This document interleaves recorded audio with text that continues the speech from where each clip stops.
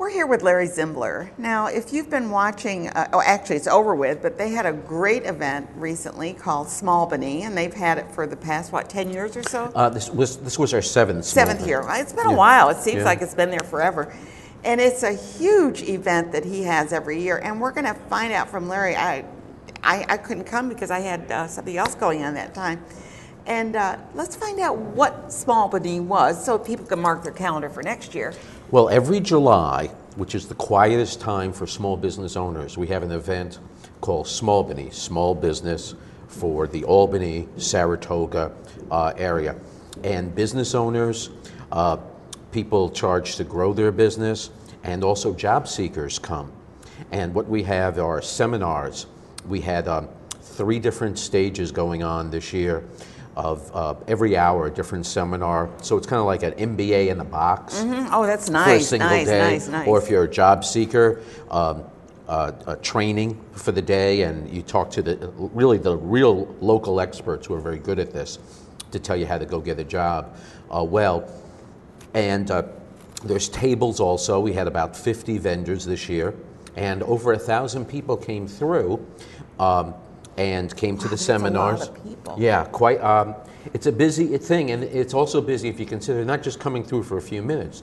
Most of them are coming through and spending the whole day. The whole day, right? Yeah. Because there's so much to see. Right, and we did this at the College of Nanoscale Science and Engineering. And what a place that is. So it's a beautiful facility. Yeah. And they're a great sponsor for us, and they help us. The Times Union got involved. Clear Channel Radios got involved to help get the word out. And what this allows is small business owners who very often can't get out. They may feel that they're trapped in their business, and it's what they do. You know what that feels like, yeah. It's like a job they own kind of thing. Yeah. Well, we wanted you to empower the owner so that they can get out and grow their business. Do you think that people, I didn't mean to interrupt you, Sure. but part of it is a lot of people go into business because they know a business. They're a baker, they're this or that, but they don't know the technology behind it. Well, you need to be a subject matter expert in whatever you do, whether you're a baker, candlestick maker, doctor, lawyer, but you also have to work on the business so that the business can succeed, and as the business owner, you can have a life. Being able to do that means you need to have the right people in place, and technology is wonderful because technology can act as a substitute. If you might not have the right person, sometimes with technology you can connect to the right person who might be somewhere across the world and get the job done well.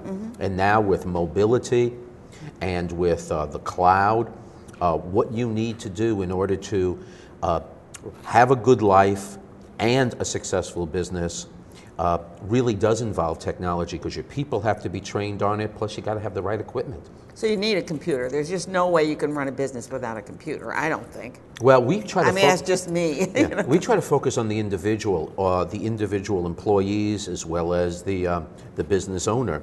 And it's really, nowadays, it's a combination. Most productive businesses, each person is going to have a smartphone, they're going to have a tablet, they're going to have a notebook, they're going to have a desktop computer, and really it's their, from the moment they get up till when they come home at night, they really want to be connected to their customers so that they can provide...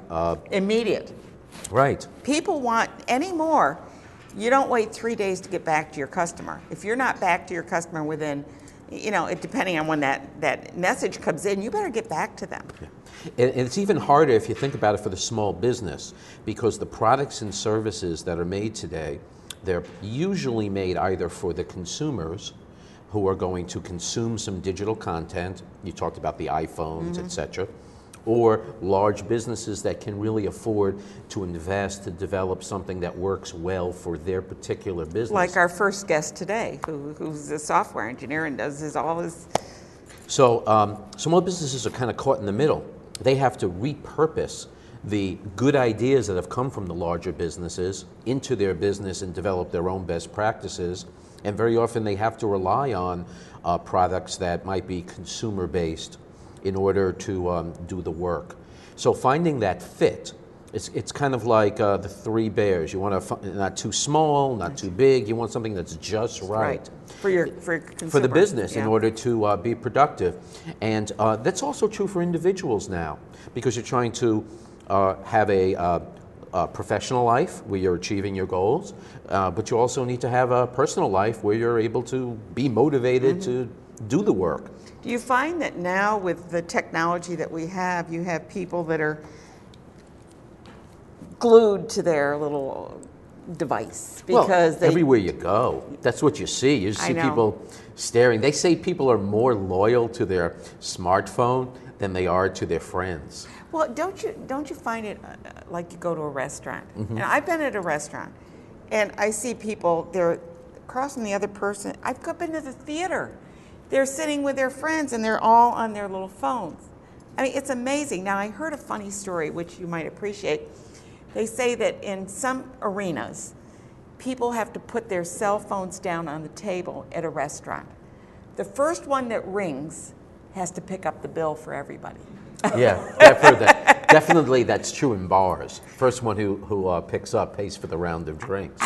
But if you think about it, this trend is going to grow because people's attention spans have gotten smaller. Isn't that too bad? Yeah. And they're used to doing so many more things at once. Multitasking. So now it's really common. Even in the office, you'll have the big screen that might be showing the news, and you might be streaming some training video or some music while you're on the phone, while you're on the computer. You've been in my office. This is normal. And being able to do it and inject some level of quality to what you're doing, because if you ask somebody what they're doing, it's very hard to answer. Well, I'm doing this, this, and this. Yeah.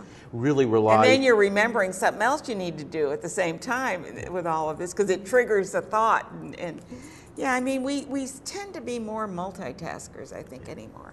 Well, getting the right mix is really what's important, because if you look at productivity, multitasking is very harmful for being productive. Absolutely. So the challenge is to be able to set up a situation where you can single task on something but jump quickly to something else and get acclimated quickly. Well, and they say your mind can only hold one thought at a time. I mean, even though you think you're thinking about a lot of things, it's only holding one thought at a time. It only hears one thing at a time. It's just one of those things. Thank goodness that our brains aren't jumbled with everything at all times. But the fact is we do multitask. We're shifting. I think we're shifters anymore. They call it time splicing. Oh, okay. Where we're just getting more done in smaller bits of time. But from a getting something done point of view, the needs to do things at a higher quality have never been greater. Oh, absolutely. So for a small business owner, you want a combination. You want resiliency. You want the business to survive no matter what happens. What we saw, those pictures of the flood, it's horrible. Imagine if you were a business owner there. Let's say you're an attorney. Okay, well, certainly you're going to have to communicate and do business after an event like that, because your people right around you are in pain. And if your computer's gone, at least if you went into the cloud to destroy your material, you've got it all there. We haven't lost it. So we want to save data in the cloud, like you said, but we also want to be able to have business continuity, do business while your systems are down. Yeah. So that combination is really important. And with all this new consumer equipment coming in, as the gentleman from Transfinder. the Blind the Blind Association has said, that's really to a great degree changing how we do things. We might not need a dedicated device. We might be able to use an app in order to achieve the same goal. So being able to look at where a business is going over the next 5 years, 10 years, and set up a system so that the employees can get the work done, reuse tools, repurpose tools. That's kind of what we do at Liberteks. I was just going to say, he's with Liberteks, and we have his website up if you want to learn more about how business can be helped through technology. I'm sure that Larry will be able to help you. Thanks so much for being here, Larry. Thank you. It's always a pleasure to have you on the show. Great to see you. I look forward to seeing you next year for Albany. We're going to get that date on the schedule.